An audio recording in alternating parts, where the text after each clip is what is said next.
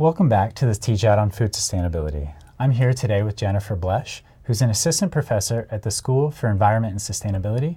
She's also an affiliate of University of Michigan's Sustainable Food Systems Initiative and the principal investigator in the Soil and Agroecosystems Lab here at U of M. In this segment, we're going to talk about how insights from the field of ecology can help us think about sustainability, especially when it relates to our food systems. Thank you so much for joining us today. Thanks for having me. Yeah, so let's start talking about the size and the scope of this issue. So what can you tell us about the agriculture sector's kind of impact on climate change? Well, according to the IPCC, that's the Intergovernmental Panel on Climate Change, agriculture contributes about 10 to 12% of global greenhouse gas emissions. So the agricultural sector is an important contributor to the problem. This started mostly following World War II and the Green Revolution, where we had big change in farms in the U.S. So farms became larger and more industrial and highly simplified, growing just one or two crops at a time often. And so that meant the need for external chemical inputs in order to sustain yield without having all of the functions that in the past were provided by plant diversity on farms. And so that simplification and these chemical inputs have meant greater carbon dioxide emissions. For example, most of those inputs that go into agriculture require a lot of energy to produce, and then there's also the energy used to apply them. Agriculture also contributes substantial quantities of methane, mostly through livestock production, also through rice. And it's also a big contributor to nitrous oxide emissions. And methane and nitrous oxide emissions are really important and powerful greenhouse gases. So for example, in the United States, 77% of all nitrous oxide emissions come from agricultural soils. And this is largely due to inputs of nitrogen fertilizer. So we really need to look at agriculture to affect climate change. All right, well that's really interesting. Can you talk a little bit more about kind of the impacts then on agriculture and on these systems that grow our food? Yeah, that's an important point. Agriculture causes climate change, but it's also going to be affected by climate change. So some of the main changes that we're expecting to see are things like increased heat stress on crops and livestock.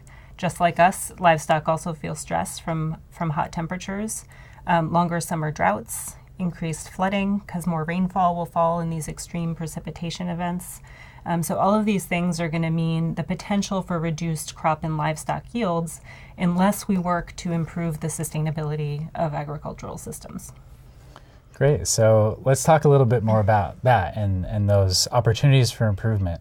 So, what can we learn from your work in ecological sciences that may help us manage or even change how our current practices of food production are actually carried out? Yeah, I would say the good news is that we actually know a lot about how to manage our agricultural systems more sustainably. As humans, we actually have a lot more experience growing food without chemical inputs, about 10,000 years versus this recent history. And all farms are essentially ecosystems, and they're all part of nature. So they have basic ecological principles. And the issue with industrial agriculture is that we've tended to ignore those biological processes on farms and instead apply inputs for crop production. But if we apply an ecological lens, we can think about, well, what are those biological processes? How can we understand them better, know how they work?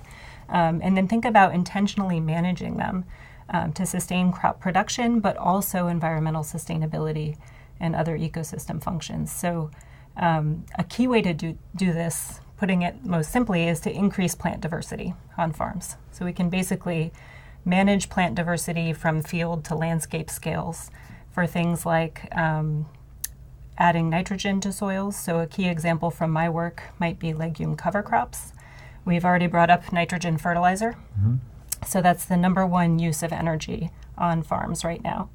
And legumes are plants that have an association with symbiotic bacteria in their roots. And those bacteria can actually convert nitrogen that's in the atmosphere into forms that plants and other organisms can use.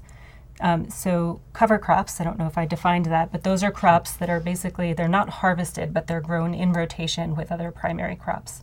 So if farmers grow legume cover crops, they can use that as an organic nitrogen source and reduce the need for this energy expensive fertilizer. Another example might be reintegrating crops and livestock. So we also talked a little bit about livestock earlier.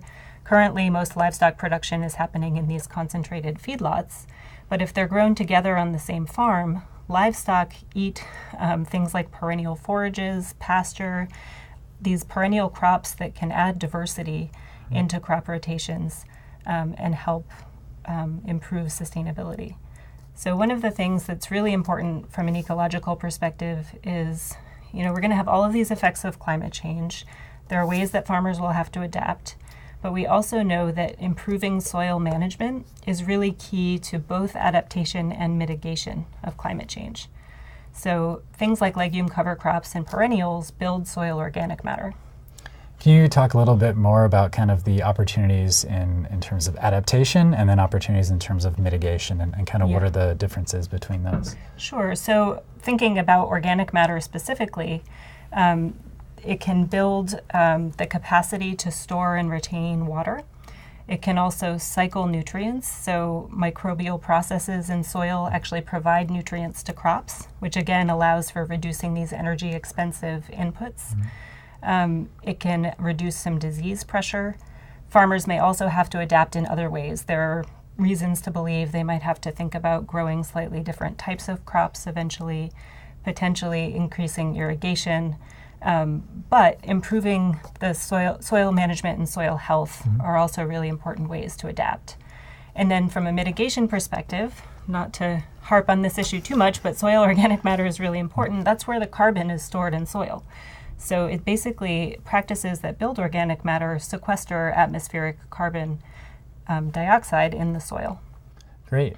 So I imagine that the individual farmer and the degree to which they can or are willing to kind of adhere to some of these practices that you're talking about is going to be really dependent on state or federal policies around food. Can you tell us a little bit more about kind of currently what's in the works there and what the status of food policy is? Sure. I mean, that's absolutely right that individual farmer decisions are shaped a lot by the policy and market conditions that we currently have, whether it's in the US or globally. The main overarching policy that influences all of this in the US is our Farm Bill. And the new Farm Bill was actually just passed in December. It's called the Agriculture Improvement Act of 2018. But farm bills started way back with Roosevelt. And at that time in the 1930s, 25% of the US population lived on farms. And there were big economic and environmental crises like the Dust Bowl that sort of motivated that support. And then through time, the focus of farm policy really shifted with the Green Revolution and industrialization of agriculture. So if you think about the 1950s, the Farm Bill focused on producing surplus quantities of commodity crops to secure sort of U.S. interests abroad. Then in the 70s, we had Earl Butz with his Get Big or Get Out platform, really thinking about further intensifying and industrializing large-scale farms. And that was also through the form of direct payments to farmers for just a small number of crops, like corn, soybeans, wheat, rice, cotton. So that sort of legacy has left us with what amounts to taxpayer support for just a few crops grown in monocultures that have all of these unintended consequences for the environment. So that's sort of the background of the Farm Bill and where we are today, but there's also another side to that. And farm policy is really important for conservation. So I mentioned starting in the 1930s, we were thinking about the Dust Bowl and erosion. Well, even in the 80s, we started working in these different conservation practices into the Farm Bill that are things like land set aside or what we call working lands programs. So those programs allow farmers to change practices in their fields to improve sustainability, and they get cost sharing for doing that. So those things are all really positive, and my understanding in 2014 and now is that they've been increasing to some extent, but they're still a drop in the bucket compared to those payments that we have for commodity crops, which today are through the form of insurance rather than direct payments. So there's a lot of public pressure. These are increasingly contentious debates, and people are saying, we need to think about how we can shift more of the incentives over to conservation payments rather than payments for large monocultures. That's really helpful insight. Can you give us maybe an example or provide us a little bit more context on how farmers are kind of applying some of these ecological practices, especially with kind of the changing evolution of what the Farm Bill looks like? What does that look like in practice? Sure. I mean, a nice example is one of the Working Lands programs, which is called EQIP. And under the 2014 Farm Bill, payments for cover cropping under EQIP tripled. And so, farmers can plant a non-harvested crop in their rotation in the off-season and receive a payment to help support that practice. There are now payments that support transitioning to organic production, or even some money for ecological pest management and rotational grazing. So the language that's in there is quite innovative and relevant to ecological science. The problem is what actually ends up getting funded in practice might be more of a focus on no-till, for example, or even just, the status quo. And that's a result of, we know that there are a lot of corporate interests now in agriculture in the US, and that sector has huge lobbying power. And so there's all of this pressure to maintain things as they are, along with, this group of diverse actors that are thinking about how to improve farm policy for climate change and just general sustainability. Super helpful. So let's jump into kind of the household level local context here. So in other parts of this teach out, we're talking about kind of the benefits of a household level garden, for example.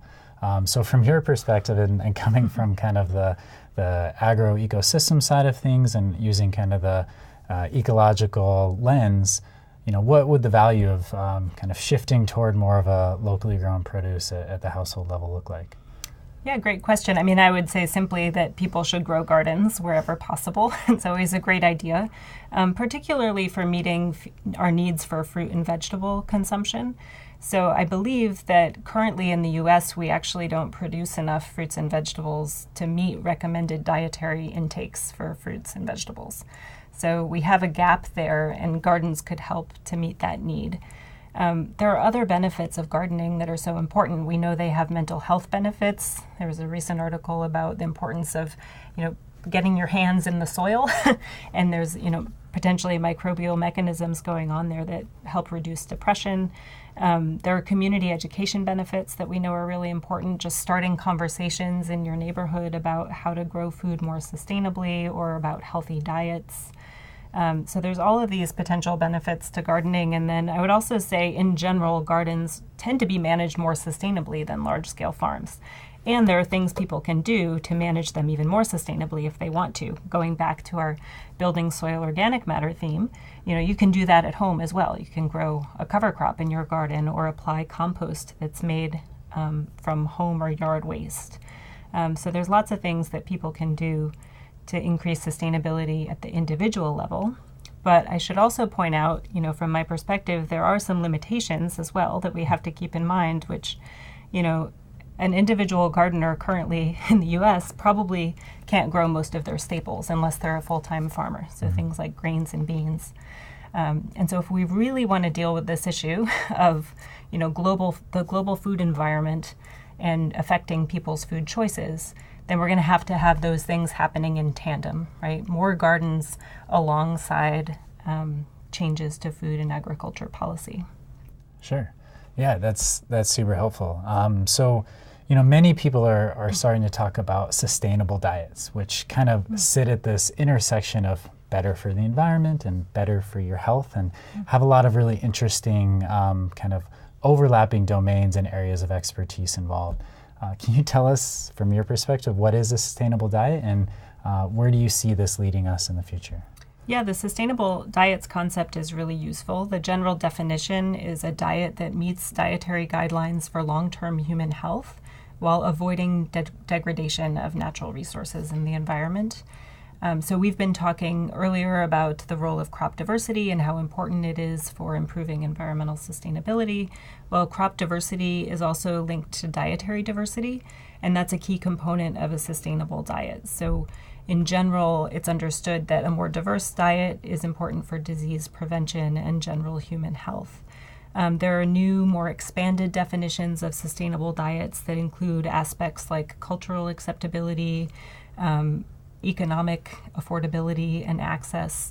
And generally speaking, our definitions of food security have also expanded in recent decades to think not just about food availability or even economic and physical access to food, but also the quality of food and the quality of our diets for human nutrition. So this is an important concept that's gaining a lot of recognition. It's now part of several national dietary recommendations. So many countries in Europe have adopted it, and it's also being used in Brazil. So it's appearing more and more on these international policy agendas. So the issue is, thinking about how we might get there from here. How do we actually have policies that support sustainable diets? We really need interdisciplinary approaches to do that. So there's growing calls for what we call a social ecological systems research approach that essentially says, food is both social and ecological. So we need people tackling this issue from many different angles.